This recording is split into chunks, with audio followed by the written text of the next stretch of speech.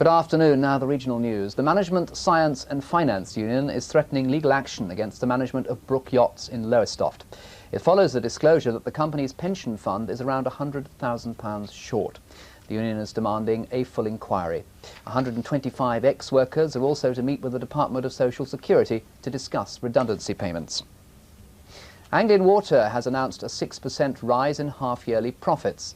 The privatised company's fortunes rose by £8 million to £100 million in the 6 months to the end of September.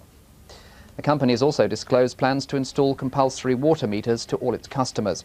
The company says the move is needed as water will become increasingly scarce in the region within 30 years. The entire process will take 15 years and will mean increased bills for larger households. The health union COSI is to fight plans by Northampton Health Authority to cut 105 jobs. The union has voted to oppose the £2 million cost-cutting exercise, claiming the cutbacks will mean a drop in patient care standards. The Health Authority is hoping most of the job losses will be through early retirement and voluntary redundancy. Detectives in Peterborough are investigating a raid on Barclays Bank in which thieves stole more than £10,000 from a cash machine. The thieves got into the bank by removing some roof tiles and lowering themselves into the building.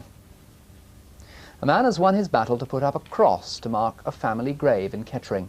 The Borough Council has now agreed to allow Gerald Shipton to erect a wooden cross in honour of his daughter-in-law.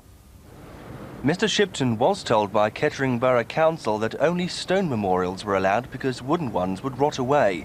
But the Environmental Health Committee has discussed the case and has agreed to change the law. The wooden crosses will be checked every 7 years to make sure they're being properly maintained.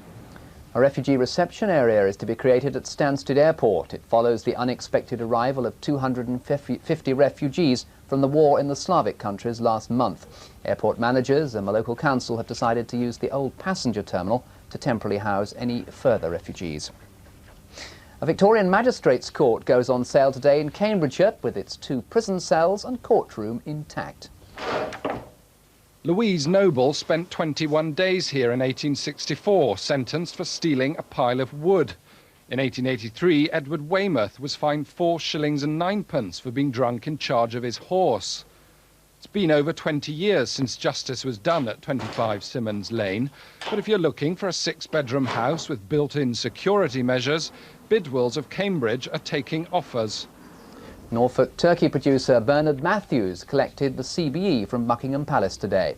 Mr Matthews' business rears about 10 million turkeys a year in Norfolk and Suffolk. That's it from us for now. We're back, of course, on BBC1 at 6:30 with all the region's news in Look East. Till then, good afternoon.